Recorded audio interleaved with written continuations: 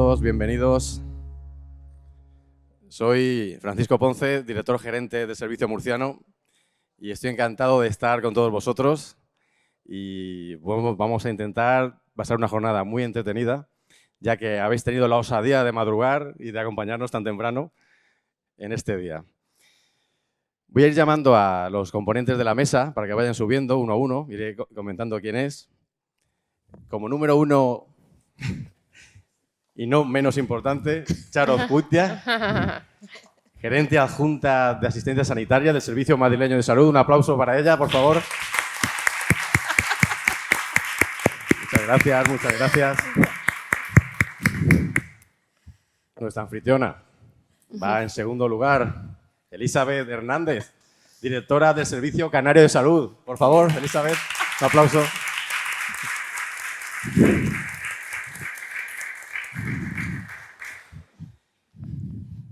Luis Martínez Hervás es el director gerente de asistencia sanitaria y resultados en salud del Servicio Andaluz de Salud.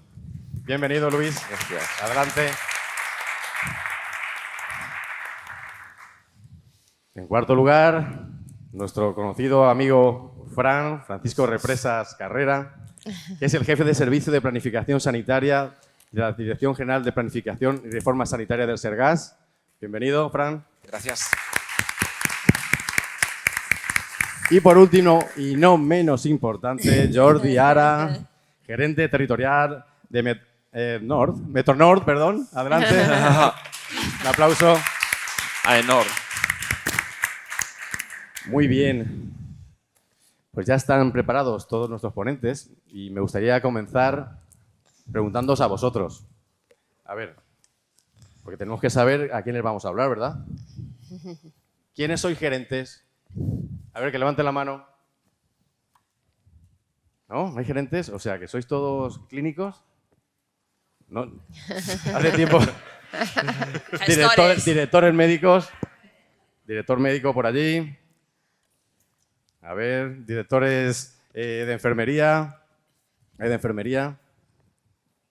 ¿Alguien que tenga que ver con el mundo de la prevención cardiovascular? ¿Estamos en la misma sala todos? Muy bien. El título de esta mesa es un título interesante y muy provocativo. La enfermedad cardiovascular aterosclerótica. ¿Estamos haciendo lo suficiente para resolverla? ¿Qué pensáis, los que estáis ahí? Porque ellos lo tienen claro. Cada uno de ellos ha hecho sus estrategias en sus comunidades autónomas, desde el ministerio. Tener en cuenta que la enfermedad arterial aterosclerótica vascular es la enfermedad que más muertes causa en todo el mundo y también en España. Imaginaros la cantidad de morbi-mortalidad, de sufrimiento que ocasiona a pacientes y a familiares. Al sistema lo tensiona totalmente. ¿Qué cantidad de dinero nos gastamos en España en este tipo de patología? Más de 2.500 millones de euros. ¿Os sonaba algo así? Fijaros si es importante que muchos de los pacientes, que aunque estén en rango, están con un tratamiento optimizado para el colesterol. Sabéis que uno de los factores de riesgo, el más importante para este tipo de enfermedades, es el LDL colesterol, aparte del tabaquismo, la hipertensión, etcétera, etcétera. Hay muchos pacientes que tienen el tratamiento optimizado, pero no consiguen estar en el rango. No consiguen estar en el rango. Y el año pasado, por ejemplo, más de 500.000 españoles tuvieron problemas a raíz de esta enfermedad por no tener controlado el LDL colesterol. Más de 40.000 murieron, 80.000 tuvieron ictus y unos 70.000 tuvieron infartos agudos de miocardio. ¿Pensáis que es relevante de lo que vamos a hablar ahora? ¿Pensáis que los sistemas sanitarios tenemos que estarnos quietos, tranquilos, viendo una patología tan importante y dejando pues, que la gente siga muriéndose, sabiendo que tenemos factores de riesgo que podemos controlar? Fijaros si es importante que un paciente que tiene un evento cardiovascular aterosclerótico, el 25% le va a repetir en los 2 primeros años. Si no están optimizados y sabemos lo que tenemos que hacer, ¿por qué no lo hacemos? el 10% de estos pacientes que no están controlados van a morir en el primer año. Algo tendremos que hacer. Y luego la sobrecarga del sistema sanitario. Fijaros que todos estos pacientes se están vistos o los ven en atención primaria. Un paciente con enfermedad cerebral, aterosclerótica o vascular miocárdica va más de 15 veces al año a su médico de familia. Más de 15 veces. El doble que un paciente general. Algo habrá que hacer al respecto, ¿no? Yo no me voy a enrollar más y yo creo que es el momento de que nuestros invitados empiecen a contarnos sus experiencias. Me gustaría que comenzara Charo, por favor. Cuéntanos un poquito cuál es el plan del Ministerio al respecto. El Ministerio se ha dado cuenta que es algo importante, lo que acabamos de comentar, y posiblemente se ha puesto a funcionar con el Ministerio y muchas comunidades. Cuéntanos. Pues buenos días a todos. En primer lugar, agradecer la invitación y agradezco mucho el tono. Yo quiero aprender de esta mesa y quiero intentar bajar la estrategia de salud cardiovascular del Ministerio. Bueno, las estrategias en principio no son más que herramientas, ¿vale? Son herramientas que lo que pretenden es dar, cohesión y equidad en el conjunto del Estado español. Como sabéis, son desarrolladas, coordinadas por el Ministerio, desarrolladas por las 17 comunidades y aprobadas en el Consejo Interterritorial. Y luego cada comunidad autónoma lo que tiene que hacer es bajar, programar, planificar en función de sus prioridades. Estas son algunas de las estrategias previas relacionadas con la mesa. Y deciros que la estrategia de salud cardiovascular tiene como principal objetivo el mejorar la salud cardiovascular de la población española, poniendo el foco en promover la salud cardiovascular, desarrollando, promoviendo estilos de vida y entornos cardiosaludables, poniendo el foco también en reducir la incidencia y la prevalencia de las enfermedades cardiovasculares y evidentemente siempre tomando como medidas aquellas que hayan demostrado pues, eficiencia, efectividad, seguridad y sostenibilidad. Fue aprobada el 27 de abril del año pasado y paso por encima. Hay una primera parte que os voy a introductoria general. Bueno, pues como sabéis, es el histórico de cualquier enfermedad.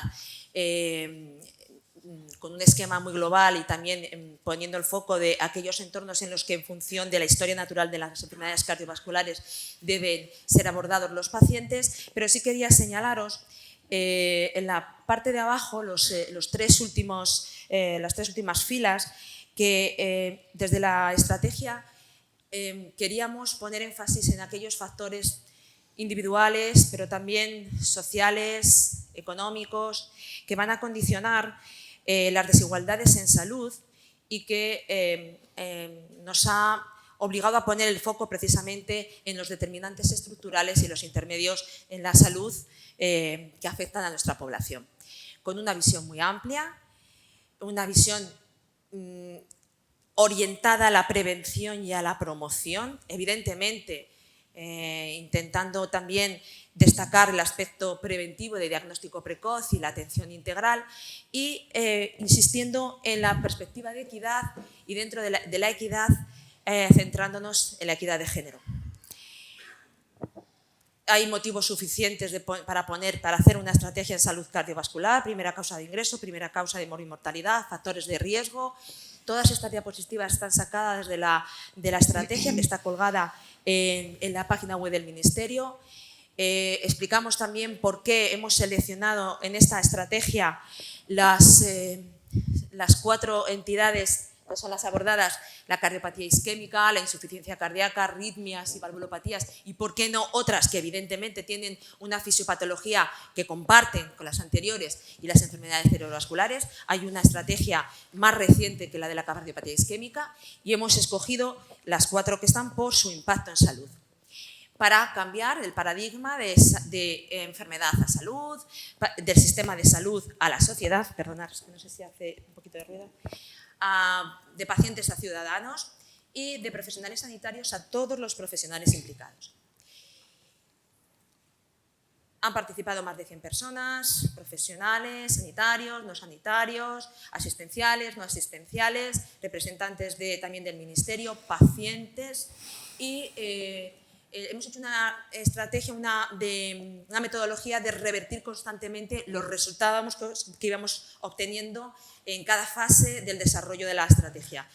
Llegábamos a un punto, se lo devolvíamos a las comunidades y a las sociedades científicas para que lo valorasen, hiciesen sus propuestas, nos lo devolvían y seguíamos avanzando. Grupo de expertos, pacientes, una parte metodológica más tradicional, todo esto está explicado, vuelvo a decir, en la estrategia, y una parte más novedosa para diseñar finalmente un cuadro de mandos que ahora os voy a presentar, con unos ejes centrales que nos parecían que eran claves y que tenían que atravesar toda la estrategia: la continuidad asistencial, la seguridad del paciente y la información, los sistemas de información, y seleccionamos unas líneas de trabajo más generales, que son la prevención, promoción y capacitación, la equidad de género y la gestión del conocimiento, y las 4 entidades clínicas que os decía previamente que habíamos seleccionado: cardiopatía isquémica, insuficiencia cardíaca, arritmia, muerte súbita y valvulopatías. El mapa estratégico, este sería un concepto más general, y el cuadro de mandos que intercalados y, bueno, pues os vuelvo a repetir que se encuentra dentro de un apartado específico del documento, nos lleva a un mapa y un cuadro de mandos como el que veis general. Finalmente, de esta parte, termino ya esta parte introductoria general, diciendo que se seleccionaron por todas las comunidades y sociedades científicas 27 puntos críticos, 32 objetivos generales, estratégicos generales y 67 específicos, 134 acciones y 61 indicadores, de los cuales hemos priorizado como primordiales 16. Hay otros 45 que, bueno, pues vamos a ir viendo cómo vamos a ir desarrollando a lo largo del tiempo. Luego lo comentaré. Voy a poner un poco el foco para explicaros ahora ya aspectos más específicos en los ejes que están marcados. Pues en cada eje cada eje tiene al menos un punto crítico. Por ejemplo, en los referentes a continuidad asistencial, pues el punto crítico es promocionar y potenciar la continuidad asistencial.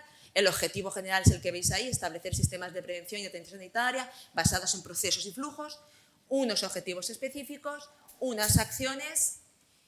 Este sería otro eje, no voy a insistir mucho porque me voy a la cardiopatía isquémica para centrarlo en la mesa, ¿vale? Estos serían los puntos críticos. En este eje habría 5 puntos críticos, cada uno de ellos tendría sus objetivos y sus acciones, ¿vale?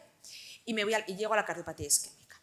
Bien, los puntos críticos seleccionados en la estrategia para el eje de cardiopatía isquémica son el desarrollo de programas de rehabilitación cardíaca y prevención secundaria hospitalarios y en atención primaria según el riesgo de los pacientes. Deciros que la rehabilitación cardíaca y la prevención secundaria son claves para disminuir la mortalidad, que no la tenemos implementada en nuestros pacientes que han tenido eventos de una manera satisfactoria. Se cree que solamente en torno a no llega al 20%, y que además en el caso de las mujeres acceden un 30% menos que los hombres, y además la abandonan con más probabilidad que los hombres. En el caso concreto de este punto crítico, el objetivo general es mejorar el acceso a estos programas específicos de rehabilitación cardíaca y prevención secundaria de forma equitativa para hombres y mujeres, con unos objetivos específicos como los que veis: garantizar y facilitar la prestación de programas de prevención secundaria y rehabilitación cardíaca en fase 2 a pacientes en hospital, en fase 2 a pacientes con cardiopatía isquémica y riesgo moderado alto. El otro objetivo es procurar y potenciar la continuidad asistencial mediante programas de prevención secundaria y rehabilitación cardíaca en atención primaria en fase 2 para aquellos de riesgo bajo, y, por supuesto, fase 3, y establecer medidas específicas para facilitar el acceso a estos programas a las mujeres. Estas serían las acciones derivadas de estos objetivos específicos: fomentar el desarrollo de unidades, programas ambulatorios, reforzar el papel de los equipos de atención primaria, incluso designar centros de salud referentes, y potenciar la continuidad asistencial mediante procesos asistenciales integrados. y acabo de hacer algo que no tenía que haber hecho, evidentemente. Bien. Segundo punto crítico. Segundo punto crítico en relación al eje de cardiopatía isquémica, optimización del funcionamiento eficiente de las redes asistenciales a la cardiopatía isquémica aguda. Pues lo mismo. Aquí en este caso los objetivos específicos, mejorar la morbimortalidad y el pronóstico de infarto optimizando el funcionamiento de redes asistenciales, en pacientes con sospecha de infarto agudo de miocardio con elevación del segmento ST y garantizando el acceso a la estrategia invasiva en aquellos que son sin elevación del segmento ST. Bueno, y aquí también ponemos el foco no solamente en las mujeres, que tenía más impacto en el punto anterior. Aquí hay una serie de un colectivo vulnerable también, que son los pacientes mayores. Incrementar el acceso a estas redes a las personas más vulnerables para el síndrome coronario agudo sin elevación del ST, que aquí la gente mayor se sabe que accede con menos frecuencia, y aumentar y acelerar las tasas de reperfusión en las mujeres con sospecha de síndrome coronario con elevación del ST. Estos serían, como voy un poco justa de tiempo, estas serían las acciones: rediseñar las redes, promocionar el desarrollo. En este punto, el aspecto de equidad es muy importante, pero en este punto crítico, aparte del aspecto de equidad, sabíamos que el registro tiene muchas oportunidades de mejora, un registro homogéneo y válido, con lo cual teníamos que poner acciones dirigidas a mejorar el registro compartido. Con lo cual, estas acciones, voy acabando, establecer, os remarco ya las dos últimas, establecer un mínimo de indicadores clave, son las dos últimas, para que las redes comuniquen información de manera homogénea y de manera muy específica en aquellos pacientes que no han recibido un tratamiento de reperfusión, homogeneizar ese registro.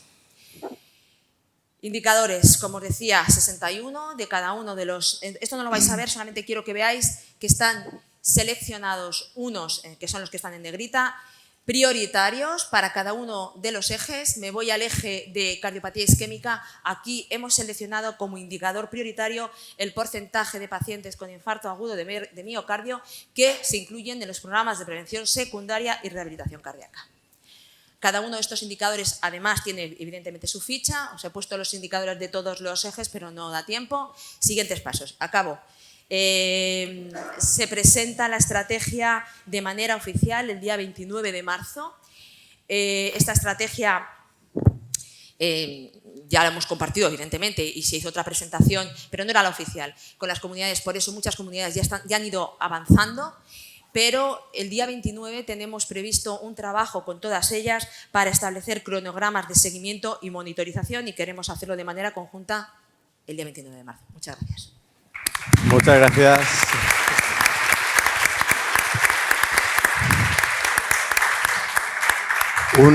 Desde luego, un merecido aplauso para Charo, porque realmente era dificilísimo. Realmente, sintetizar en 10 minutos todo un plan ministerial sobre enfermedad cardiovascular tiene su mérito. Veo que habéis priorizado mucho en hacer mejor lo que ya hacemos bien, que es el tratamiento agudo de los pacientes cardiovasculares, y veo que habéis puesto mucho el foco en la prevención secundaria de los pacientes. Sí. ¿Qué hacemos con ellos? ¿Qué vamos a hacer? ¿Cómo vamos a evitar esta morbimortalidad que conocemos? Muchas gracias. Hablaremos más adelante de todo esto. Elizabeth, por favor, adelante, es tu turno.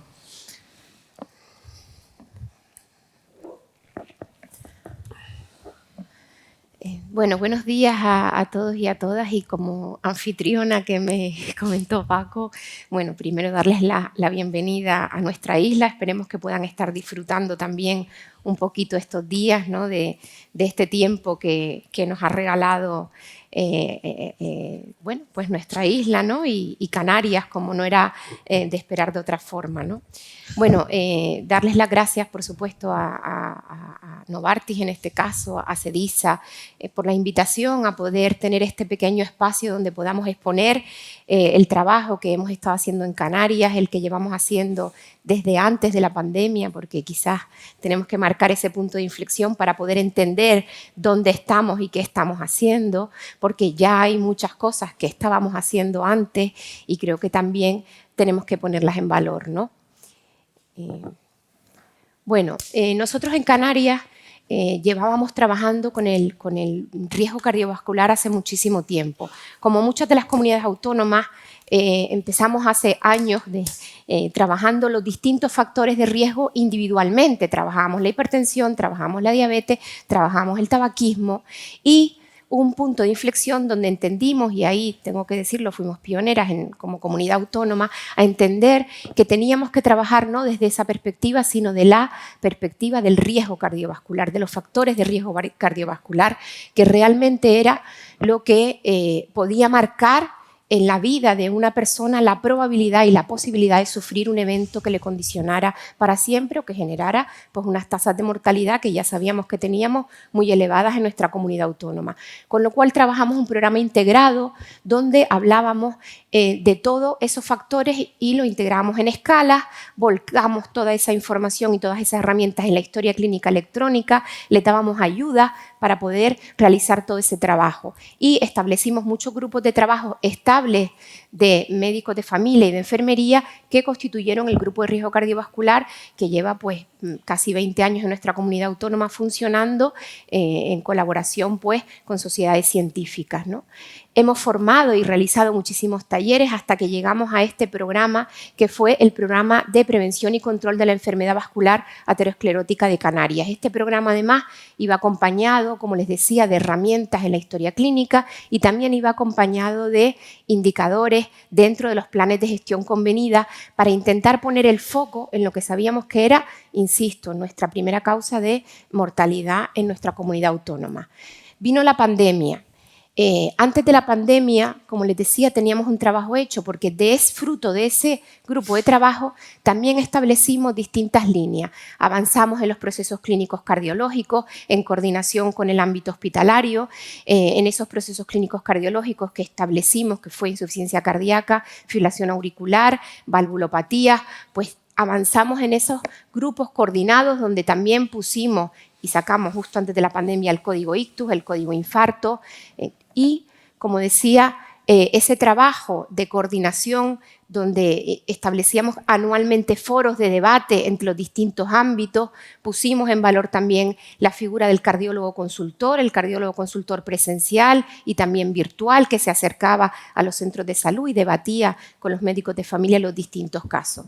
¿Qué sucede? Que la pandemia pues dejó que ocasionó, como no era de esperar de otra forma, que unas cifras con las cuales nosotros íbamos avanzando, que era tener a nuestra población correctamente estratificada y estableciendo en qué situación estaban, riesgo cardiovascular bajo, moderado, alto o enfermedad cardiovascular establecida, pues sufrimos un parón importante y estábamos ya en coberturas que estaban ya rondando casi el 50% de nuestra población estratificada y ahí, pues como verán, en los últimos 3 años casi, desde el 2020, pues nos quedamos ahí estancados, ¿no? El programa de riesgo cardiovascular, como les decía, lo que establece y lo que permitía era estratificar. Estratificábamos nuestra población y podíamos saber pues, cómo teníamos y dónde teníamos que poner el foco desde cada una de las consultas de los médicos de familias y de las enfermeras. También detectamos que el factor de riesgo cardiovascular más importante y con el que teníamos que trabajar mucho era la dislipemia, porque era el factor que tenía ahí un condicionante muy importante. Y entonces, ¿qué hicimos? Pues hicimos un programa que hemos llamado Reconecta, porque lo que nos dimos cuenta era que llevábamos un histórico con esos pacientes en las consultas de atención primaria que se había roto de manera abrupta, como fue la pandemia para todos, y esa continuidad asistencial se vio mermada. Esos seguimientos, esas consultas coordinadas, medicina de familia, enfermería, la figura del cardiólogo consultor. Con lo cual establecimos la necesidad de hacer, como decimos, el Reconecta. Y en la línea de lo que comentó Paco al principio, dijimos, ¿dónde ponemos el foco?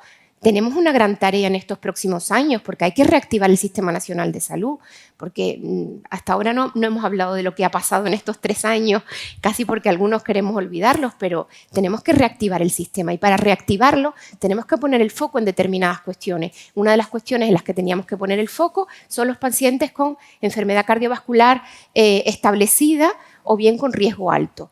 Esos pacientes lo que hicimos fue estratificarlos y facilitarles de la manera más automática posible a cada médico de familia y enfermería esos pacientes con los cuales había que conectar desde la consulta de enfermería para intentar valorar esa complejidad, cuál era su estado después de la pandemia, qué pruebas complementarias estaban pendientes, qué seguimientos estaban sucediendo, cómo había cambiado su situación, ¿no? Nos concentramos, como digo, en esa primera estratificación en 5.000 pacientes que eran los que teníamos de alguna manera en más riesgo, en zona roja de alarma. A partir de ahí establecimos esos distintos programas con los diabéticos, el Retisalud, donde empezamos a ver que esas coberturas también necesitaban un empuje en ver cómo estaban las determinaciones y la continuidad asistencial en los pacientes diabéticos, cómo seguían esos controles, había que retomar todo, la enfermedad renal. Hicimos un trabajo importante y pueden ir viendo cómo de diciembre al 2020 a agosto del 2022 hemos ido remontando de alguna forma hacia esas cifras que habíamos conseguido llegar. No hemos llegado a las de 2019, pero bueno, en ello estamos, ¿no? Y en todos esos pacientes, como digo, estratificados, porque como digo, toda esa tarea anterior nos había ayudado mucho. Ya teníamos a nuestra población estratificada a través del GMA, que es la herramienta que hemos utilizado para ello. Valoramos que sobre esos pacientes es los que había que intervenir. ¿Y en qué punto estamos? Seguimos con el Reconecta, hay que seguir avanzando con ese Reconecta, hay que dotar de herramientas, tenemos que mejorar la automatización, hay procesos que no son lo suficientemente automáticos y siguen teniendo una parte manual, donde es enfermería quien tiene que llamar, citar, intentar volcar esos resultados, hay que avanzar ahí. Pero evidentemente lo que sí sabemos es que la enfermedad cardiovascular está repuntando, que además las tasas de mortalidad están en cifras preocupantes nuevamente, con lo cual lo que estamos intentando es alinearnos con este trabajo, con la estrategia del Ministerio, por supuesto, viendo que además es muy pertinente, llega en un momento muy adecuado, después de haber pasado toda esta situación, y ver cómo podemos avanzar. A partir de ahí hemos establecido 4 fases.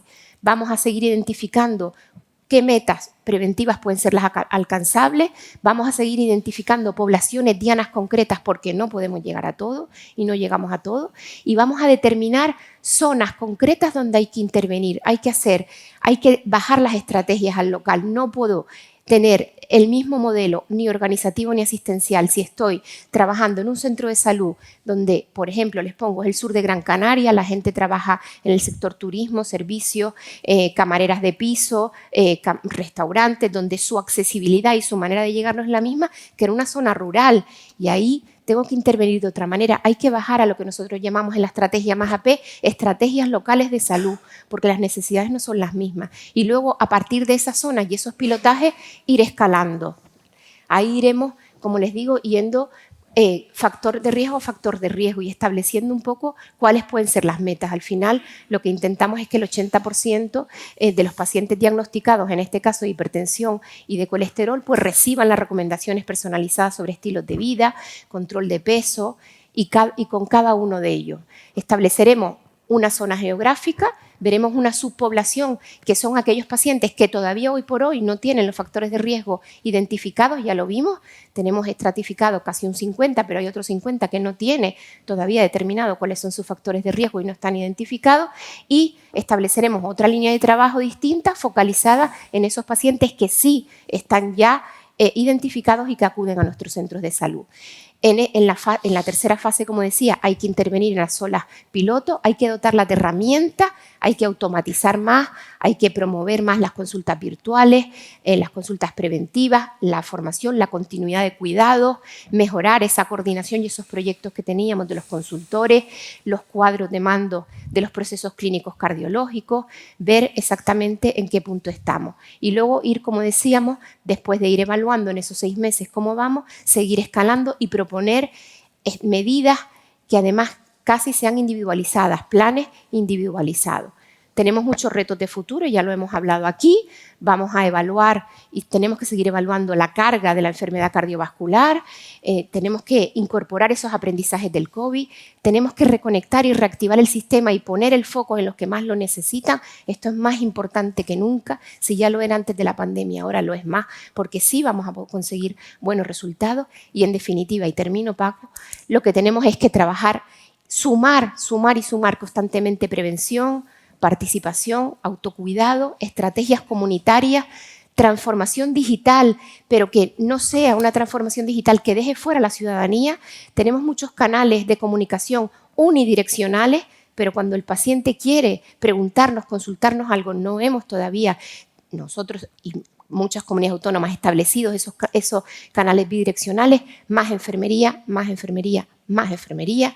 Son los expertos en cuidados. Necesitamos que estas enfermeras ayuden a empoderar a los pacientes y en todo ese autocuidado, y necesitamos una organización proactiva que vaya a buscar a los pacientes que están en riesgo y que actúe sobre ello, y no quedarnos esperando a que sean ellos los que vengan. Hay que trabajar la inercia terapéutica, hay que trabajar la medicalización y, en definitiva, hay que seguir avanzando con las herramientas y los instrumentos que nos permiten, pero bajando y bajando a la zona básica de salud y participando directamente, dotándolas de las herramientas necesarias para que todos podamos hacer bien nuestro trabajo.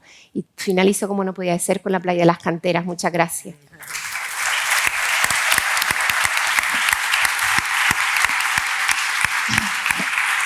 Bravo, bravo, Elizabeth. Realmente dan ganas de venirse a trabajar aquí con vosotros porque tenéis un plan muy serio, muy serio. Yo me quedo con varias frases o varias palabras que has comentado. Lo primero, la transformación digital. Es importantísima que los profesionales puedan trabajar con cuadros de mando adecuados para poder trabajar de la mejor manera posible con los pacientes de este tipo. Otra de las palabras que ha salido en tu presentación es la estatificación. Es decir, se acabó el café para todos, señores. Hay que incidir más en aquel que necesita trabajarse más. También me ha gustado mucho lo que has comentado, que menos hospital, el hospital es lo que necesitamos, pero mucha más atención primaria con un trabajo multidisciplinar y multiprofesional. Has nombrado también la pandemia. La pandemia ha sido un lastre para la atención primaria. Muchos pacientes con problemas cardiovasculares se han dejado de atender de la mejor manera posible. Es hora de retomar este impulso. Y luego, pues, enhorabuena porque se va a trabajar interviniendo en personas con el riesgo que necesitan ese trabajo y no todo el mundo igual. Muchas gracias. Luis, por favor, adelante. Bueno, turno. Buenos días. En primer lugar, muchas gracias por la invitación de la mesa, tanto a SEDISA como a Novartis. Yo creo que esta es una mesa de muchísima intensidad y de muchísima calidad. No tengo nada más que ver la sala prácticamente llena, después de que a algunos nos apetecería más estar con los pies en alto, reposando algunos de los disfrutes de la isla de anoche. Pero efectivamente habéis puesto las calles, gracias a eso hemos podido venir todos y estáis aquí llenando la sala. Yo me tengo que referir evidentemente a mi comunidad autónoma, pero primero tenemos que marcar una situación en que estamos. Y estamos en lo que estamos. Podemos trazar dos caminos, y lo sabemos, el de los riesgos cardiovasculares y el de la vida saludable. La situación en Andalucía y en el contexto general, pues ya lo han dicho mis compañeras, ¿no?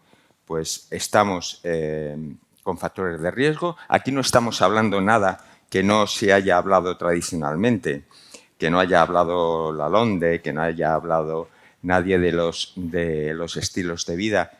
Y fijaros, los factores de riesgo están condicionados por los estilos de vida. Tanto en las patologías más frecuentes a nivel nacional como las que tenemos nosotros en Andalucía. Seguimos sin decir nada nuevo cuando estamos hablando de qué son la vida saludable y qué es que no tenemos puesto todo el énfasis en hacer una vida moderadamente saludable. Nos llevaría muy lejos analizar los porqués de todas estas cosas y por qué se han incrementado.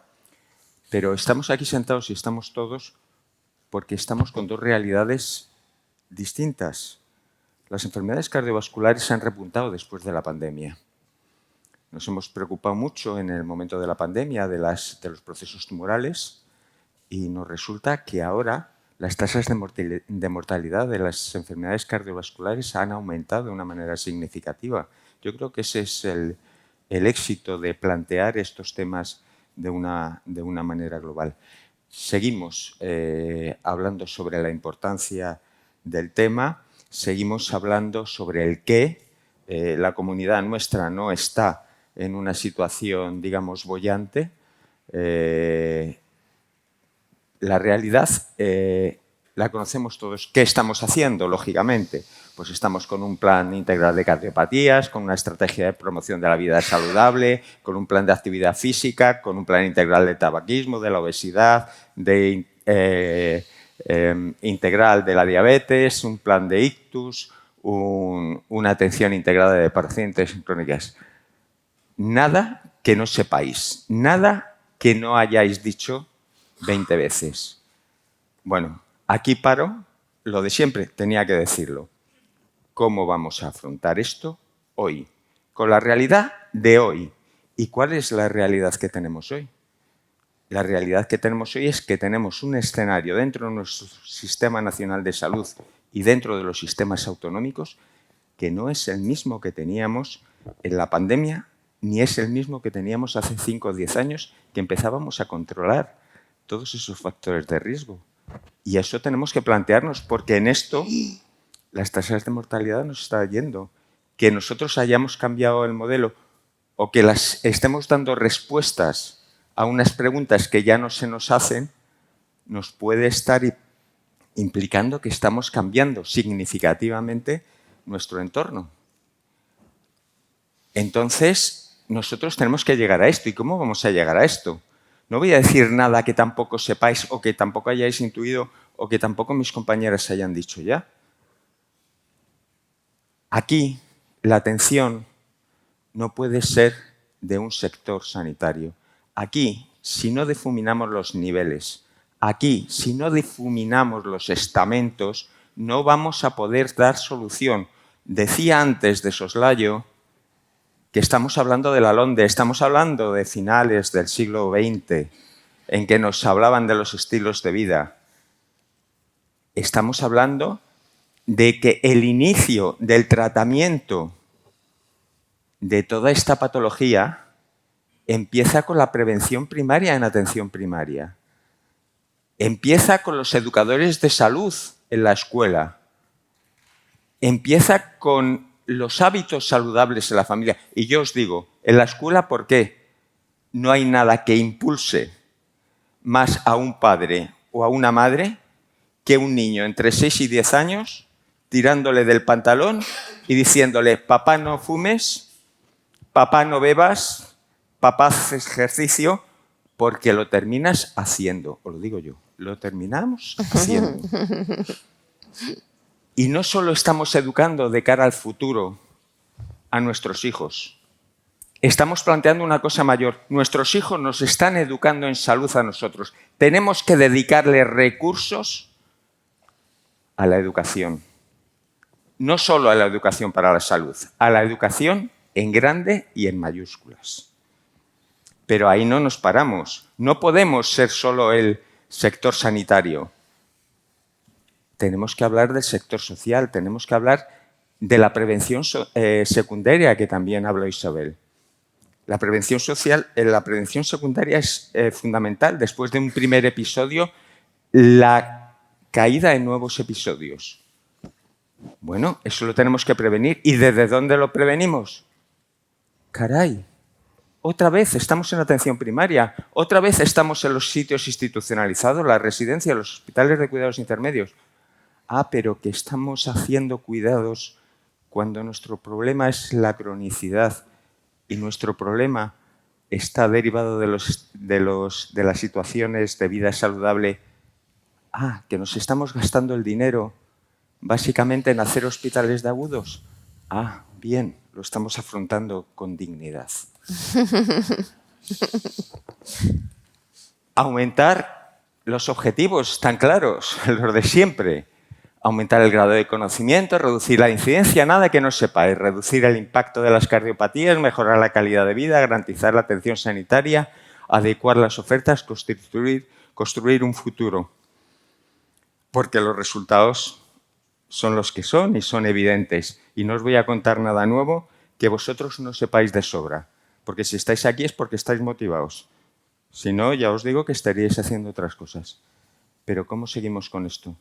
Si nosotros no implicamos a todas las personas que pueden actuar en este momento dentro de nuestro sistema sanitario, y no estamos hablando solo de médicos, no estamos hablando solo de enfermería, estamos hablando de la participación ciudadana, estamos hablando de aquellas asociaciones de pacientes que están motivadas porque lo han vivido ellos en propia carne o en familiar, que nos pueden llegar a donde el sistema sanitario no podemos llegar porque tenemos que llegar a toda la población. Y sabéis, porque lo sabéis, que estamos en una crisis del sistema sanitario.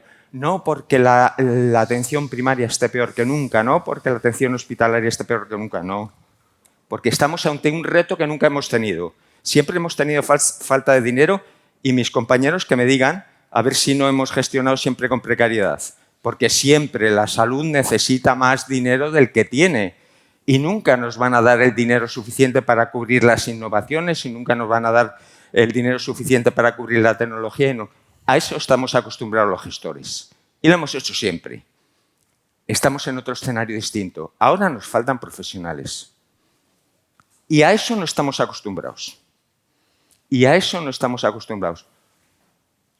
Tendremos que plantearnos que los muchos profesionales que tenemos en nuestro sistema de salud, el mío, el Servicio Andaluz de Salud, tiene 125.000 profesionales. ¿Qué quiere decir? Que es la empresa más grande de España, incluido el ejército. Entonces, esa necesidad de profesionales lo que necesita es que cada uno haga lo que tiene que hacer. Caray, que nos empezamos a plantear cosas distintas. Que la enfermera tiene que hacer educación para la salud. Que el fisioterapeuta tiene que hacer rehabilitación cardíaca. Que el administrativo tiene que meter los datos para interferir en las consultas. Que el informático tiene que conectar la atención que se hace en primaria con la atención que se hace en el hospital y fomentar las teleconsultas. Ayer una compañera mía presentó una comunicación en la cual en un área de salud redujimos en cuestión de prácticamente un año una bolsa de 4.000 enfermos a tener 0 pendientes de consulta. Con la teleconsulta, con la implicación de los profesionales. Aquí ya estamos hablando de otras cosas, estamos hablando del liderazgo. El liderazgo que en una enfermedad crónica es absolutamente básico. Básico porque estamos planteando muchísimas cosas. Estamos planteando la profunda revolución del sistema. Y la profunda revolución del sistema nos viene dado de que hoy nos sentamos aquí y tenemos peores datos que hace 2 años. Y por eso estamos sentados aquí. Y si hacemos de la misma manera que lo estamos haciendo, dentro de 4 años vamos a tener peores resultados que los que tenemos hoy. Estamos en la prevención secundaria, en la rehabilitación cardíaca. Estamos en los tratamientos de ictus, de tratamientos precoces de ictus, las alertas ictus, las alertas infarto. Estamos en todas esas cosas. Pero lo que tenemos que cambiar, porque todo eso no lo van a decir nuestros compañeros, lo que tenemos que cambiar es el cómo, es la forma de actuar de cada uno de nosotros. Y sobre todo, nosotros que somos gestores, que estamos desde los niveles altos hasta la microgestión que se está haciendo, como no cambiemos esa forma de gestión, los resultados en salud, que son los que nos cuentan, son los que van a seguir fracasando. Muchas gracias y gracias de corazón.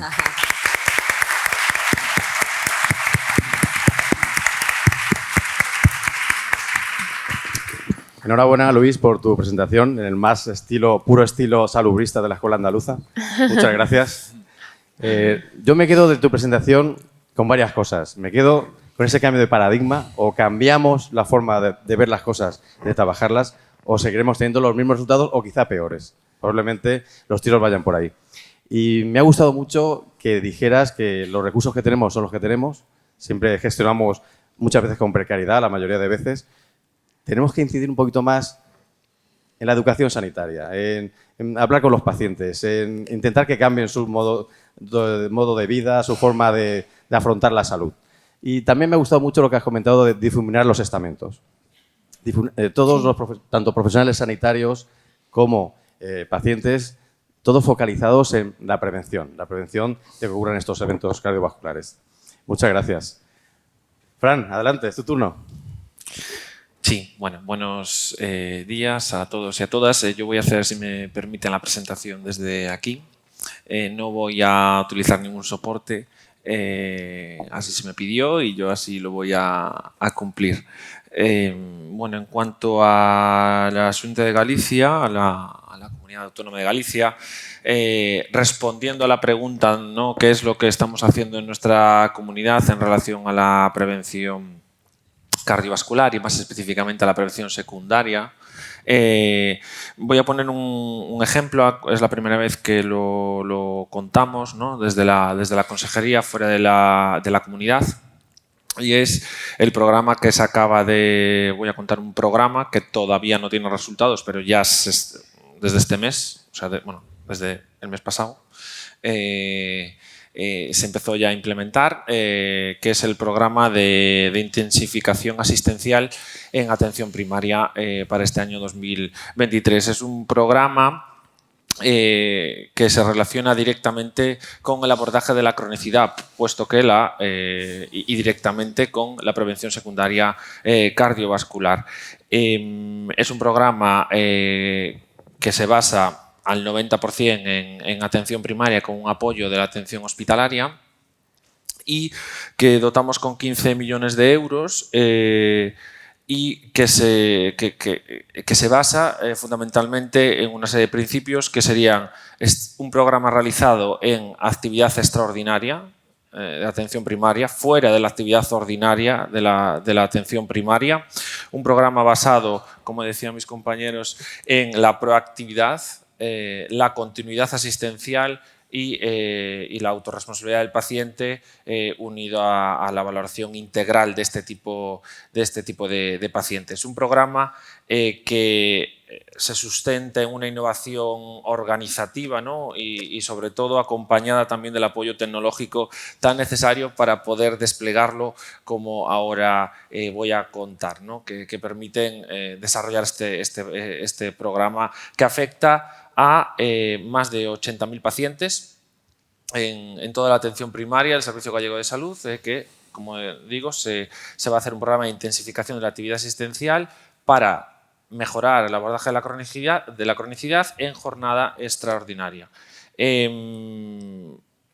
La justificación, fundamentalmente, creo que ya se dijo, el repunte de las enfermedades cardiovasculares, de los eventos cardiovasculares, tanto de la prevalencia como de la incidencia de los nuevos eventos, la parte aguda, y sobre todo, bueno, fundamentalmente promovido por la pandemia, ¿no? Entonces, ahora que ya estamos en un momento ya de práctica, normalidad, ¿no?, en todos los aspectos, pues se decidió realizar este programa de intensificación unido a... ¿Por qué en jornada extraordinaria? Porque todo el mundo sabemos en la jornada ordinaria de atención primaria lo que pasa, y le queremos dedicar el tiempo que es necesario a este tipo de pacientes, el abordaje que sea necesario, y tanto en atención primaria como en las vías de acceso directas al soporte de atención hospitalaria y de cualquier otro soporte. Pues como decía, este programa está financiado, se abordarán 85.000 citas de pacientes crónicos, y después también unido a 13.000 citas para este mismo tipo de pacientes cuando vayan a necesitar atención hospitalaria, soporte hospitalario, todo en jornada extraordinaria, todo en jornada extraordinaria. Y de esas 85.000 citas son para atender a un poco más de 42.000 pacientes, todos estratificados, citados de forma proactiva. La enfermera, en este caso, o el que sea, no tiene que llamar. Simplemente los sistemas tecnológicos nos ayudan y ya se generan esas citas automáticas, avisan de forma automática a los propios pacientes para ya citarlos con sus profesionales de referencia en atención primaria, unido también a una valoración y una individualización de cada servicio de atención primaria, cada centro de salud, cuando ellos porque en paralelo, además de citarlos, previamente les damos como unos listados, ¿no?, a cada responsable del servicio de atención primaria, que como que dan el visto bueno o no, y una vez que dan el visto bueno y es todo correcto, como un doble checklist, pues los propios sistemas tecnológicos ya generan todas las citas automáticas. El programa le marcamos a todos los profesionales de atención primaria un tiempo para realizarlo, que sería entre el 15 de febrero, como dije, y el 30 de junio, el primer tramo del desarrollo del programa, y el segundo tramo entre el 15 de septiembre y el 15 de diciembre. Creo que es lógico por el periodo de vacaciones, o sea, para no coger esos periodos. Entonces, en esos periodos tienen que desarrollar toda esta actividad con autonomía, le dejamos autonomía para ellos que decidan cuándo quieren realizarlo, en qué tramos quieren realizarlo, con unos objetivos y eso sí, unas horquillas estándares organizativos marcados, pero le dejamos esa libertad para cierta flexibilidad. Son agendas de prolongación de jornada, pasándolo al nivel micro, ¿no?, poniendo ejemplos concretos, agendas de prolongación de jornada entre 2 y 4 horas, que escoge el profesional lo que quiere hacer, si 5 días 2 horas o 3 días 4 horas. Y con tiempos especiales, casi entre 20 y 30 minutos, que también puede escoger el profesional de enfermería de una consulta de 20-30 minutos por paciente en una primera consulta de enfermería para solicitud de todo tipo de pruebas y valoración integral, unida también, cuando sea necesario, que no es siempre, a una segunda consulta de valoración médica para valoración de resultados alterados. Una consulta médica que pueden escoger entre 15 y 20 minutos en esa horquilla por paciente. Esto al final porque se puede preguntar, lo que genera también es un aumento de la actividad hospitalaria, porque estamos actuando de forma proactiva, ¿no?, descubriendo pacientes que estaban ahí, pero queremos anticiparnos, ¿no? Entonces, para eso también se habilitaron circuitos directos, también en jornada extraordinaria, con 2 especialidades hospitalarias fundamentales, que para nosotros es medicina interna y geriatría.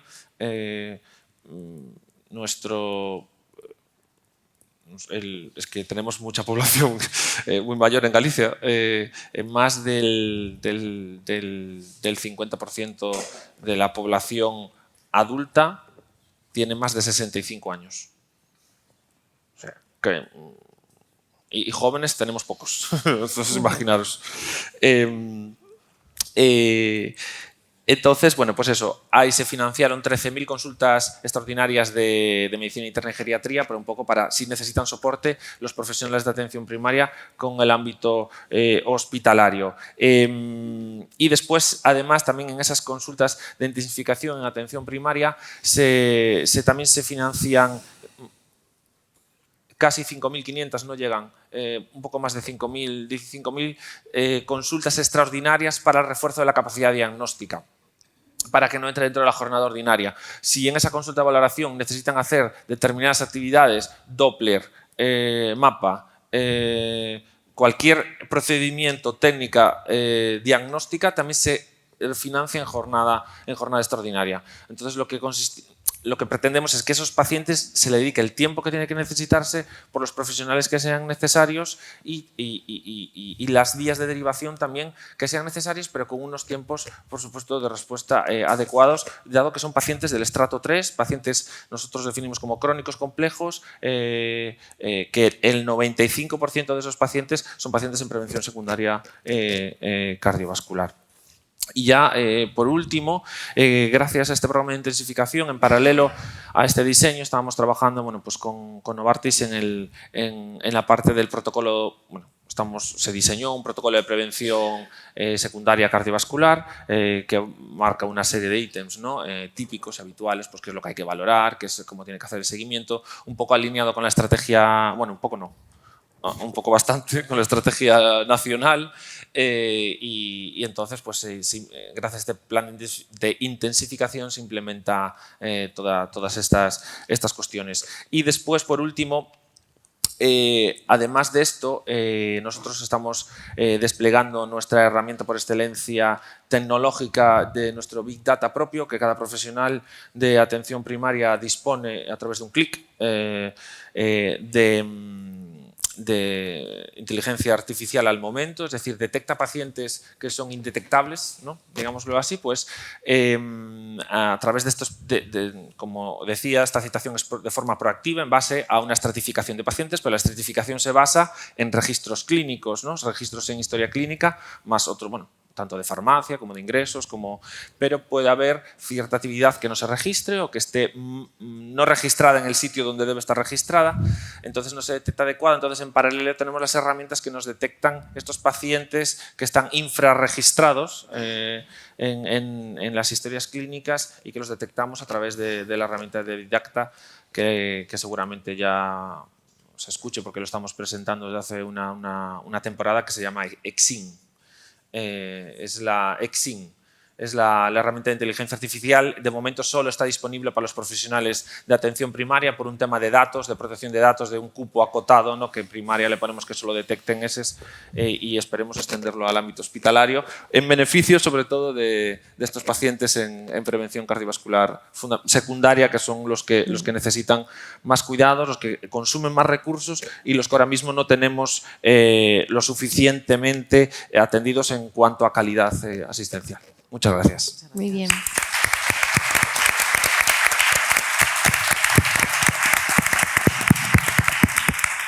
Fantástico, Fran. Realmente tenemos una estrategia ministerial, tenemos una estrategia en una comunidad autónoma y de pronto hemos visto cómo se aterrizan estas cosas. Se aterrizan. Se trata de personas que tienen la capacidad de decir, esto lo vamos a poner en marcha. ¿Y cómo lo voy a poner en marcha? Poniendo dinero encima de la mesa. ¿Y cómo lo voy a poner en marcha también? Dando las herramientas tecnológicas necesarias para hacerlo una realidad. ¿Y cómo lo voy a poner en marcha también? Cambiando el paradigma. ¿Cómo voy a poder pagar a los profesionales que se van a dedicar a esto? Habéis hecho un trabajo excepcional. No tengo nada más que darte la enhorabuena. Muchas gracias. Jordi, ¿te ha tocado? Vamos allá. En primer lugar, dar las gracias a la organización y a Novartis, y luego es un placer compartir esta mesa. Hemos visto Charo y la estrategia y a partir de aquí Elisabet, Luis y Fran, que nos han contado el meso, pero el aterrizaje final, que es el micro, es mi parte, e intentaré hacer un ejercicio de desnudarme de los datos que tenemos y compartirlos e intentar generar discusión a partir de aquí. Esto lo hemos visto ya. Las muertes crecen, la prevalencia de enfermedad cardiovascular también. España tiene esta mortalidad cardiovascular. Cataluña estamos un poco mejor, sea por lo que sea. Es cierto que tenemos código infarto, código ictus, estamos bien, y si nos fijamos en el mundo, hombre, pues somos la mejor zona con menos riesgo cardiovascular. O sea que algo de actuaremos, sea el ambiente y la dieta y el nivel socioeconómico, o sea que médicamente lo hacemos mejor o una combinación. Pero luego veremos que margen de mejora creo que tenemos mucho. E intentaré desgranar en distintos aspectos. La primera parte, una parte de reorganización, una parte de qué información necesitamos para la toma de decisiones clínicas, e insistir para mí mucho en que todo esto, sin al final acciones concretas determinadas que cambien la situación, sirve para poco. Nosotros os he puesto la foto al inicio del hospital y el área de referencia. Somos una gerencia territorial del ICS, con un hospital y una primaria de 1,5 millones de habitantes y de 64 equipos, que hemos decidido trabajar la continuidad asistencial de manera importante, especialmente en nuestro entorno más de referencia, y luego intentar hacerlo con hospitales de otros proveedores. Y en el caso del riesgo cardiovascular llevamos 1 año y medio aproximadamente intentando ver si somos capaces de mejorar la mortalidad y la morbilidad en base hemos definido el proceso multinivel, primaria y hospital, multidisciplinar, médicos, enfermeras, fisios, resto de colectivos, y hemos intentado crear una unidad de inteligencia epidemiológica que nos dé soporte y datos para que estos grupos puedan trabajar, marcar sus objetivos e intentar mejorar la situación.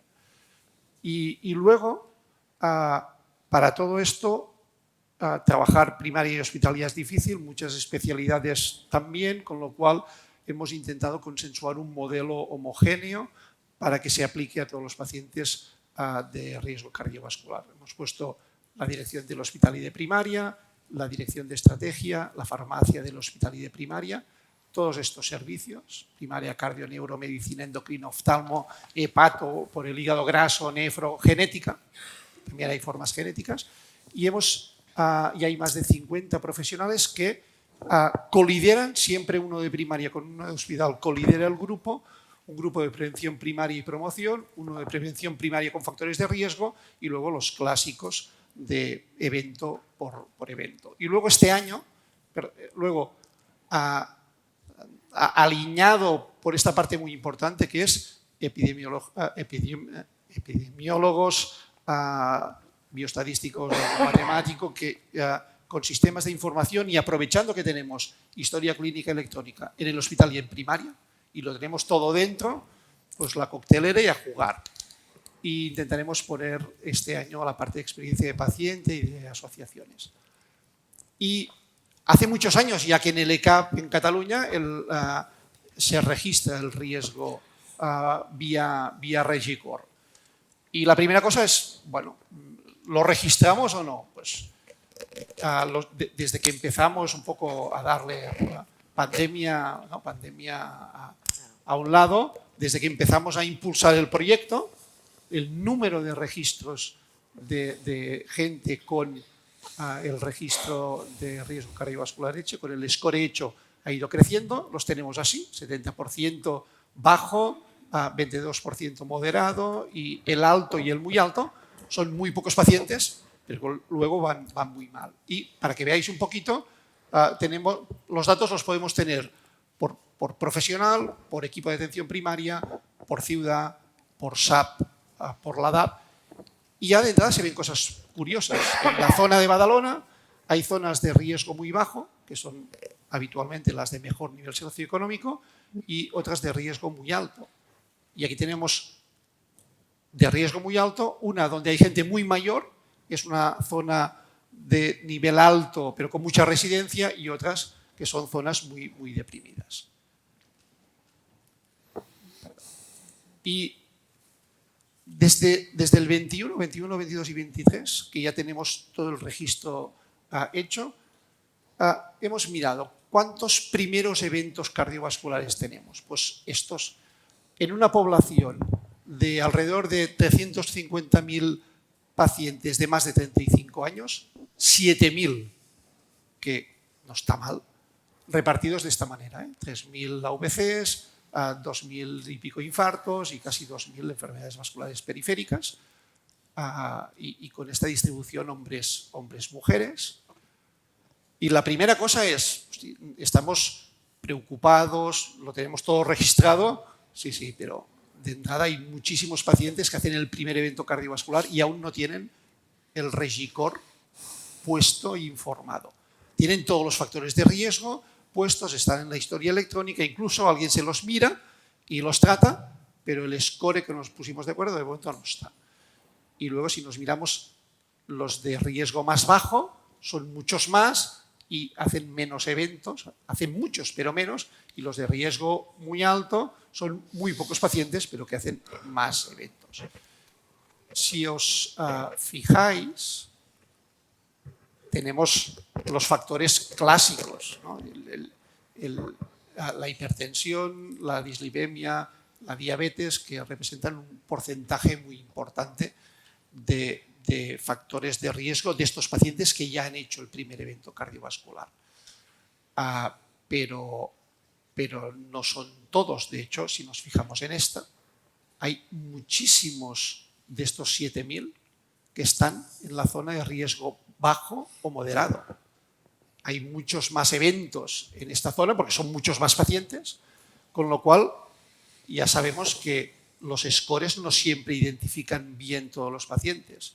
Hemos visto, por ejemplo, que los pacientes con insuficiencia renal representan una parte importante de los primeros que petan y en cambio la insuficiencia renal no está en el score.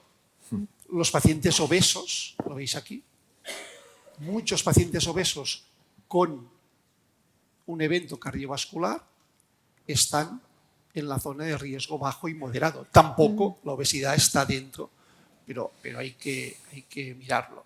Y luego, ¿cómo los tenemos controlados estos? La presión la controlamos bien, no está mal. La diabetes de los que han hecho un evento cardiovascular, la mitad están mal controlados y la mitad bien controlados. Es mucho, es poco, no lo sé.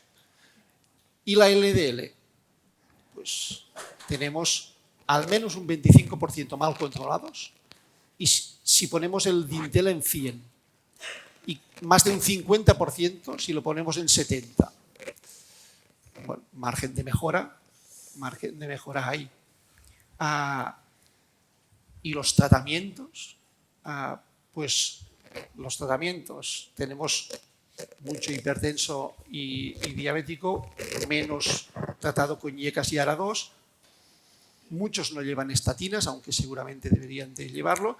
Y una cosa para mí muy importante, hemos visto los eventos cardiovasculares de un programa que acaba de empezar, que lleva casi 1 año y medio, con lo cual, pero los factores de riesgo llevan 12 años, 13 años.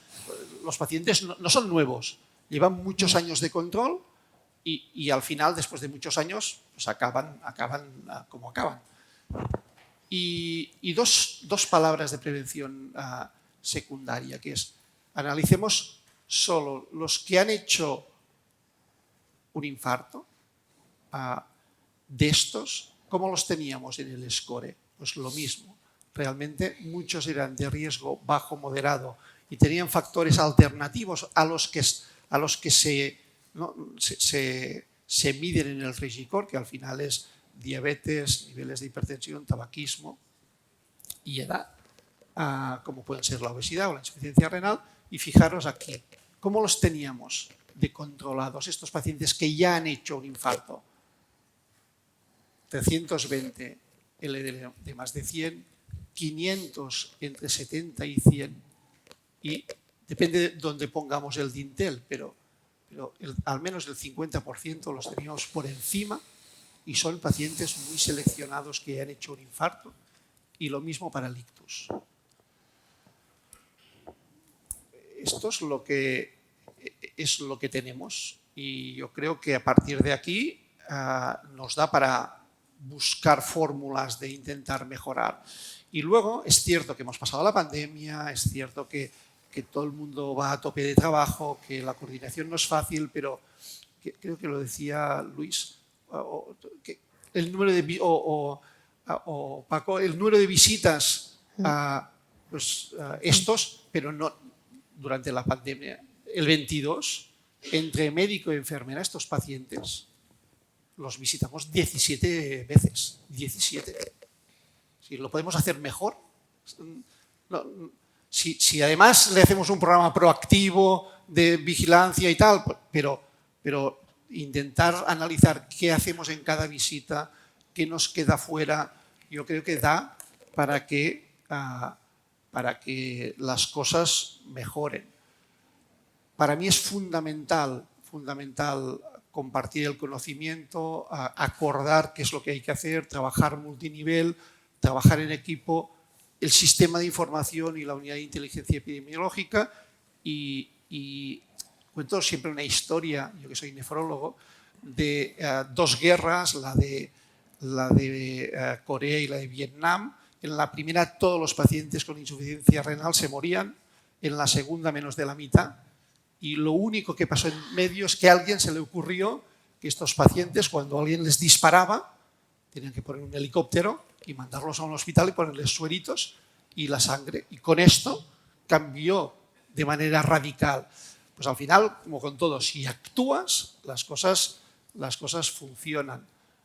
Luego, es interesante también ver que hacer el registro y tener todos los factores de riesgo controlados es súper bonito y además te deja la sensación de que estás haciendo cosas, pero ya hay metaanálisis que dice que puedes hacerlo todo perfecto que si luego no actúas, no pasa nada.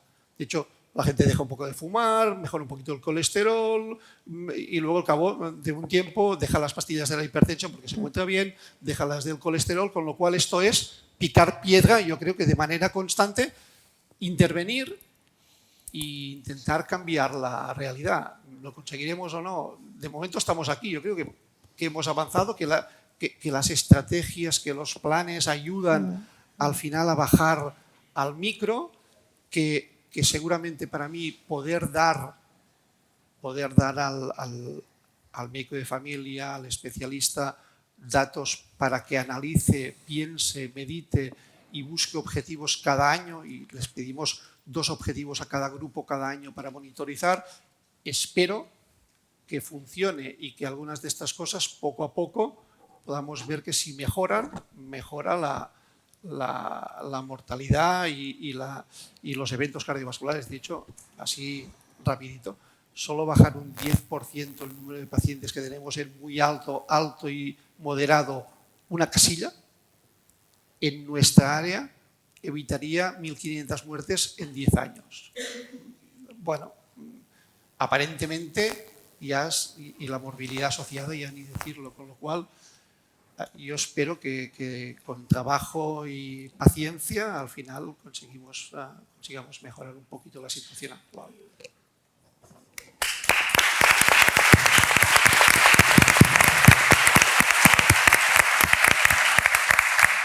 Muchas gracias, Jordi. Me ha gustado mucho que has comenzado tu exposición poniendo en valor qué es lo que estamos haciendo, porque al principio parecía que era una catástrofe, este país está fatal. Pues somos de los mejores del mundo, ¿verdad? Algo haremos bien los sanitarios y algo tendremos bien en nuestro país. Me ha encantado también que hayas hablado de nuevos perfiles profesionales para trabajar el riesgo cardiovascular. Epidemiólogos, bioestadísticos, informáticos. Parece que todo recae sobre el personal sanitario y hay mucho más personal que se puede dedicar a estas tareas. Y luego el registro. Registro. Pero no morir de registro. Tenemos que registrar y actuar. Con esos datos que tenemos, actuar. Y como decías, con el helicóptero salir volando y hacer las cosas como hay que hacerlas. Muchas gracias por tu presentación. Podríamos haber estado un buen rato con cada uno de los ponentes, pero yo creo que es importante y quiero que el público pueda hacerles alguna pregunta también. Pero quiero hacerles una pregunta a ellos en concreto y que me respondan en titulares. Creo que a toda la audiencia le ha quedado claro que la atención primaria es muy importante para el manejo de la prevención secundaria de la enfermedad cardiovascular, ¿verdad? ¿Verdad? Hombre, Atención primaria, vale. imagínate. Es importantísima, pero ¿qué le tiene que pasar a la atención primaria de España para que tome conciencia de quién es y que pueda trabajar de la mejor manera posible en el manejo de los pacientes con enfermedad cardiovascular y tratar a esos pacientes que ya han tenido algún evento? ¿Qué tiene que pasar? En Murcia lo sabemos, ¿eh? Pero contestadme, por favor, en titulares. Charo, ¿empiezas? Sí. ¿Qué le tiene que pasar? Es que, primero, yo creo que los profesionales tienen que asumir... A ver, hablo en general, pongo el foco en mi comunidad, ¿vale? Convencerse de la importancia que tienen, ¿eh? Y contarlo, porque muchas cosas ya las están haciendo. Es importante hacer visible y que la población sepa lo que hacen, porque tampoco desde fuera se valora lo que está haciendo, es difícil que luego entramos en un bucle. Y luego, bueno, pues seguir trabajando. Esto es verdad, es gota malaya, poner el foco, priorizar, seleccionar lo importante. Desde luego esto lo es. Tu titular sería entonces...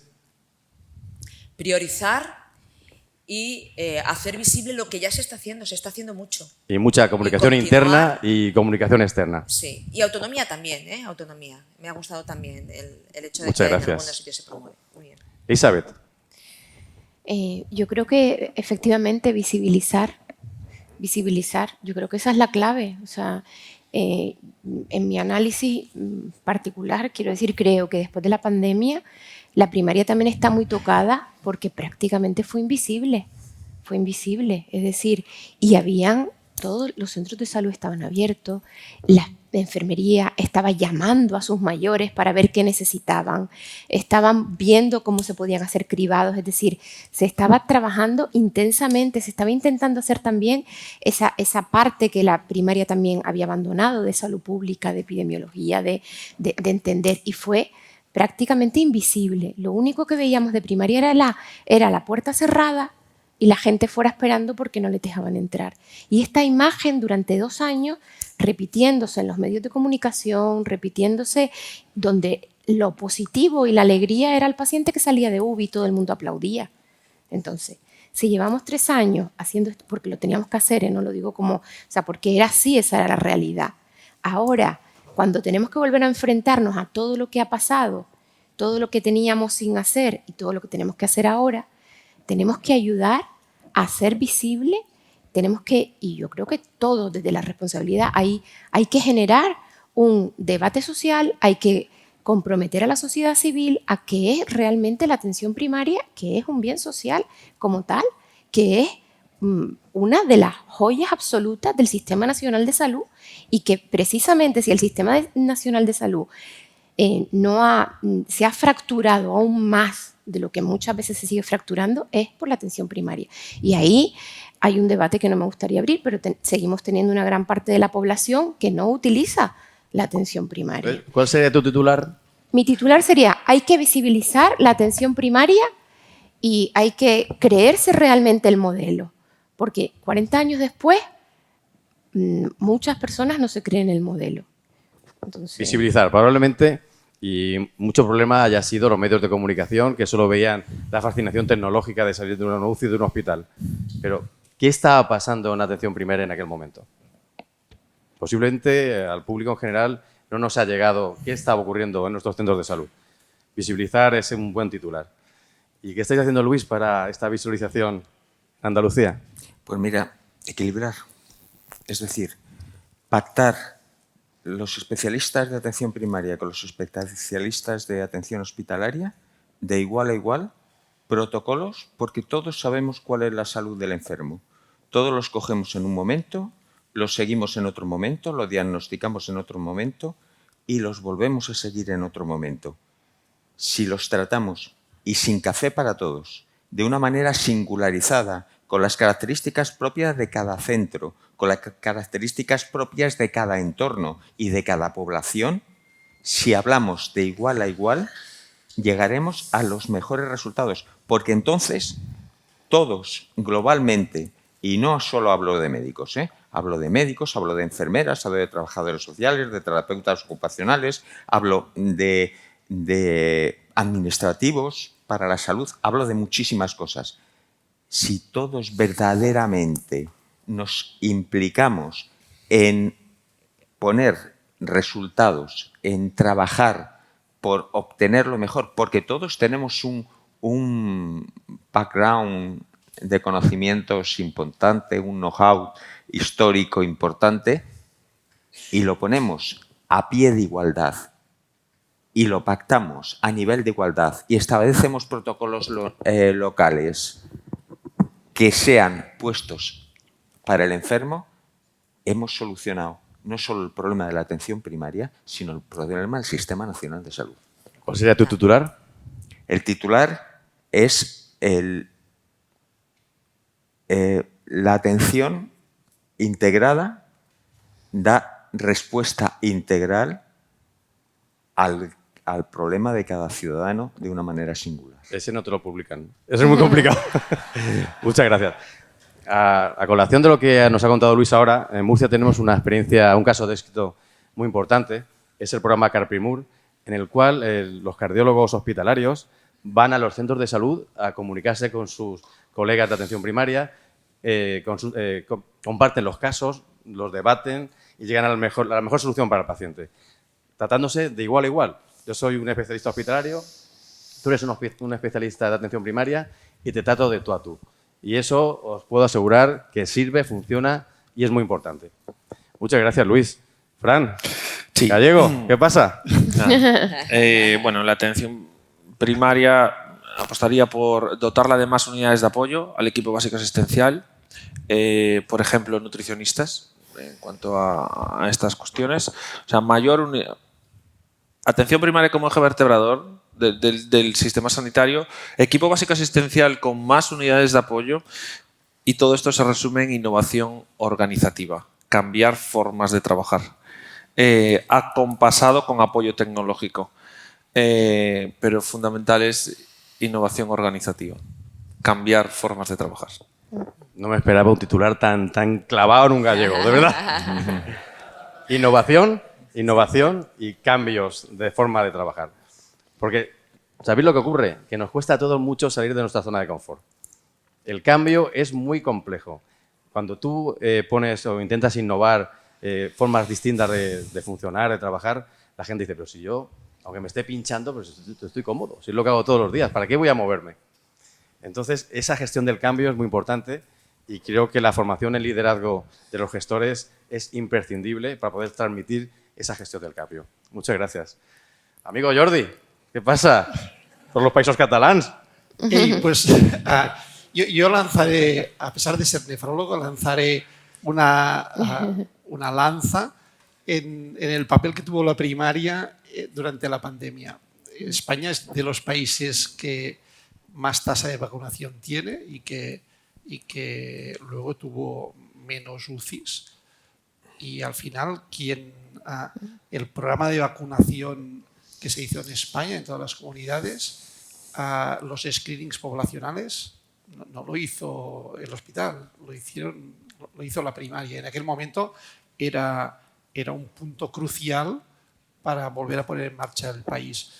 Y yo creo que se le da poca importancia a este hecho. Luego, evidentemente, hay cosas que hay que mejorar y seguramente hay que retomar el control de los pacientes crónicos y en esto estamos. Pero quería decirlo porque creo que muchas veces esto se olvida. Luego, ¿qué hay que hacer? Yo creo que, como en el mundo de la gestión, ayudarlos. Ayudarlos a hacer los cambios organizativos que toquen. Es cierto, hemos puesto recursos, ya no tenemos más manos, se incorporan nuevos profesionales. Este cóctel hay que intentar que funcione. Yo creo que es un cóctel con posibilidades de éxito, pero habrá que hacer de ingeniería en medio y esto ni es fácil ni es rápido, pero si la gente tiene ayuda para que con estos ingredientes haga un buen plato en un tiempo, creo que las cosas a nivel de primaria mejorarán y yo soy un convencido del multiteam primaria hospital por problema de salud. Porque Titular. Al final todas las miradas Titular. Trabajar en equipo. Trabajar en equipo. Muchas gracias, Jordi. No esperaba menos de él. Realmente, y viniendo de quien viene de un nefrólogo, por un primarista como yo, te agradezco lo que acabo de decir, te tengo que aplaudir.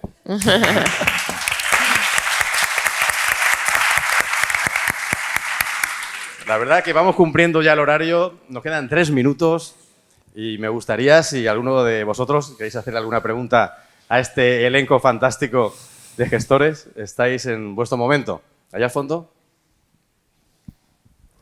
Hola, ¿Cómo te llamas? ¿Cómo te llamas? Cristian Bengoa. Cristian. Trabajo en el área de Madrid, en una alianza de 4 hospitales y 43 centros de salud que se llama Cardiored 1. Entonces, mi pregunta era, y era un poquito preguntar la opinión a la mesa, que ha sido excelente, respecto a cómo detectamos a la gente justo antes de un evento, ¿no? Hay mucha gente ahora que se está paseando que tiene hipertensión, que tiene prediabetes, que tiene obesidad, que tiene hipercolesterolemia familiar, y la semana que viene van a tener un evento cardiovascular y nadie nunca en el sistema les ha dicho, oye, igual tienes que hacer algo, ¿no? Y voy a contestarme un poco, pero me interesaría saber vuestra opinión. Y es, por ejemplo, en Inglaterra, desde el año 2008, hacen un cribado de los factores de riesgo cardiovascular que se llama NHS Health Check. Y ahora han metido incluso demencia a partir de los 70 años. Cogen a gente entre 40 y 75 años y les hacen un cribado, igual que pasa con cáncer de mama y cáncer de colon. Y, como sabéis, los ingleses son grandes eficientistas y lo siguen haciendo. De hecho, acude 1 de cada 2 personas, ¿no? Entonces, mi pregunta era respecto a la detección de estas personas justo antes de un primer evento cardiovascular y ahí es donde, digamos, en el sistema de salud tenemos ámbito de actuación, en la educación y todo eso, que es verdad que sería ideal, pero en el sistema de salud igual ya no nos corresponde. Por eso esa era una posible solución y me gustaría saber vuestra opinión al respecto. A ver, titulares. En Madrid, en la cartera de servicios, tenemos un servicio concreto de detección de riesgo cardiovascular.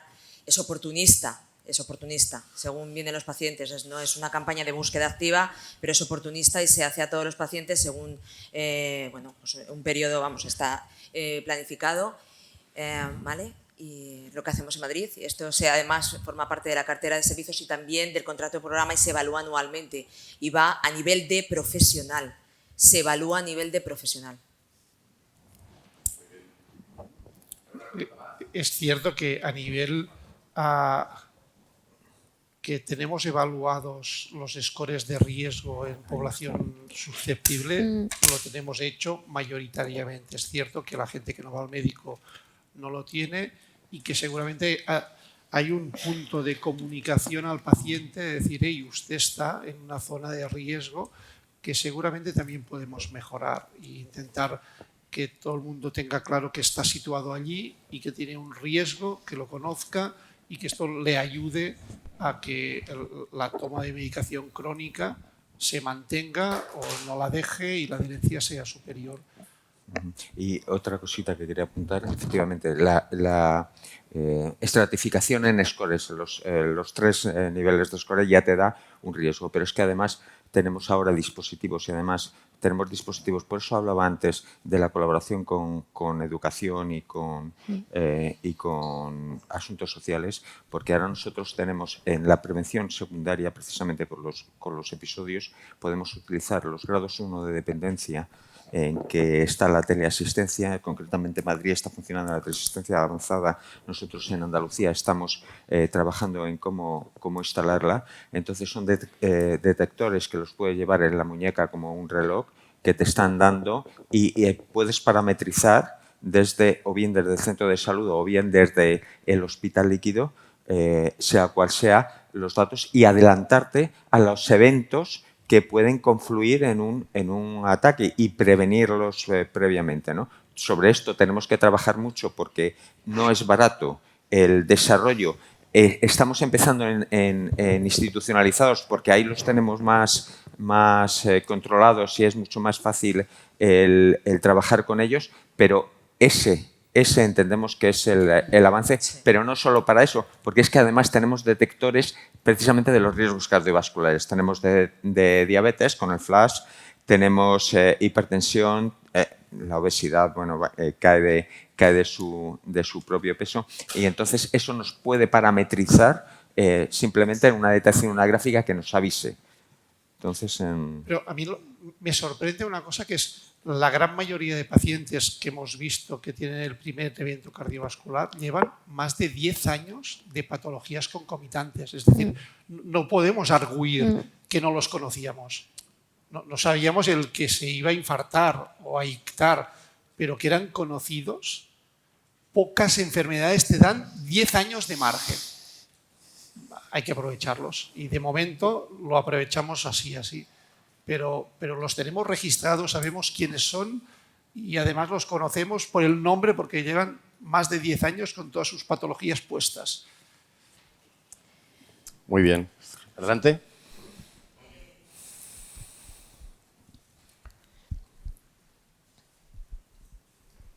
Hola, buenos días. Soy Paloma Santos y trabajo en el Hospital del Sureste de la Comunidad de Madrid.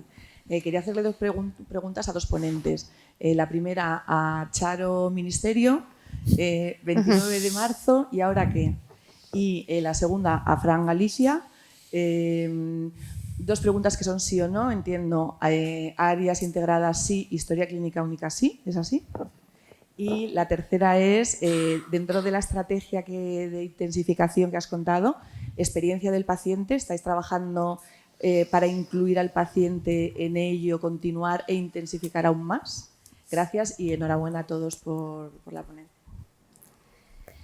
Bueno, pues nosotros hemos intentado hacer... Me ha gustado mucho que ha salido muchas veces la palabra bajar, y hemos intentado hacer una estrategia que bajase a la realidad, seleccionando unos indicadores que creíamos que tenían impacto y que son muy prácticos. ¿Qué vamos a hacer? Pues el día 29 de marzo, que es la presentación oficial, tenemos una parte, bueno, pues de presentar la estrategia, tal, pero una parte de trabajo para seleccionar en base a esos 16 indicadores que entendimos que eran prioritarios porque a veces son necesarios el desarrollo de sistemas de información comunes y algunos de los objetivos prioritarios lo que hacen es desarrollar sistemas de información que sean válidos para toda España, ¿vale? Entonces, planificar con las comunidades en esa jornada la estrategia de desarrollo, el plan de desarrollo de la estrategia a lo largo de los próximos años y el plan de seguimiento y de evaluación. Ese es el objetivo. Evidentemente luego cada uno adaptará en función, lo que decía un poco al principio, en función de su situación, de su grado de desarrollo, porque de hecho también hay un cuestionario que vamos a pasar para saber, hay muchas iniciativas ya tomadas en cada comunidad, ¿no? En base a ese grado de desarrollo, pues cada uno adaptará la estrategia a su realidad. Bueno, y mis preguntas directas. Áreas integrales, ¿no? De gestión integral, sí. Todo Galicia. Sí, claro, yo ya no lo conté porque, no sé, es que llevamos muchos años. O sea, tenemos 7 áreas de salud, las 7 es de gestión integrada. Antes se llamaban estructuras organizativas de gestión integrada y ahora se le cambió el nombre a área sanitaria, que fuera un poco más entendible, ¿no? Y didáctico. Pero sí, atención integrada, primario hospital y después historia clínica electrónica única, también, no sé, hace muchos años. Primario hospital, todo Galicia, ¿no? Y también no solo primario hospital, las cárceles, las no sé qué, todo el mundo trabaja con la misma historia clínica. Sociosanitaria también. ¿Qué pasa? Que ahí sí que estamos un poco más atrasados y ahora o sea, sociosanitaria hay como 2 partes, la pública y la privada, ¿no? En la pública sí, esto está integrado. Y en la privada, porque digamos que no solo es historia clínica, sino que hay un desarrollo de sistemas de información en paralelo a la historia clínica, que no solo se trata de integro la historia clínica y ya funciona solo, no. Dispensación de medicación, programas de... O sea, no es... Entonces, en la privada sí que se está, o sea, ahora extendiendo a raíz de la pandemia, toda la implementación en el nuevo modelo de sociosanitario que queremos implementar, pues la historia clínica. Y en cuanto a la experiencia del paciente, aquí tenemos, vuelvo a insistir, apoyo tecnológico. Innovación tecnológica como apoyo, no como dificultad. Entonces, estamos implementando, que está aquí la subdirectora general, que es la que lleva la cuestión directamente, el sistema CRM100. CRM100 son los sistemas que es muy típico en el ámbito privado. Bueno, CRM, nosotros pusimos 100 al final, pero CRM, que es, imaginaos cuando vais al banco, que vais ahí al banco y sabe de todo. Qué producto ofrecerte, cuándo fuiste al banco, si fuiste a otra oficina, si... Es un poco una... Yo lo digo mal, pero para que se entienda de forma didáctica. Una historia clínica administrativa, pero no es clínica, no es una historia del paciente administrativo que miras todos los contactos que tuvo con el servicio sanitario, respuesta de encuestas, adherencia. Entonces, ese sistema CRM100 se está extendiendo por toda la comunidad y con ese sistema individualizamos la atención. Adherencia, le mandamos el mensaje al paciente que debería ir y no fue. Queremos hacerle una encuesta para ver la calidad asistencial de ese paciente que acaba de salir fuera de la consulta de cualquier médico, de cualquier profesional del sistema sanitario. Y un poco la experiencia del paciente la estamos midiendo ahora de forma genérica, sin cortes de estratificación, porque no podemos aún, o sea, no tenemos el sistema tecnológico desarrollado, no podemos decir, quiero ver los que fueron a la consulta hoy por la tarde. No, son cortes como más genéricos, ¿no? Pero se está trabajando para poder individualizar y medir la experiencia del paciente a aquellos pacientes solo que lo necesitamos, digámoslo así, no de forma transversal y genérica. Muchas gracias. No podemos seguir porque nos hemos pasado y además habéis roto un paradigma que yo tenía. Pensaba que solo se puede mantener la atención durante 45 minutos y llevamos ya hora y media aquí, dale que te pego. Yo creo que esta mesa ha dado para mucho, puede dar para mucho más y tenemos que acabar ya. Muchas gracias a Novartis, que ha propiciado que nos juntemos aquí todos. Muchas gracias. Muchas gracias a los magníficos ponentes de los que hemos aprendido tantísimo durante esta mañana. Muchas gracias por venir. Y muchas gracias a todos vosotros que habéis dedicado un ratito de vuestro tiempo a compartir con nosotros vuestras experiencias. Que disfrutéis del día. Muchas gracias.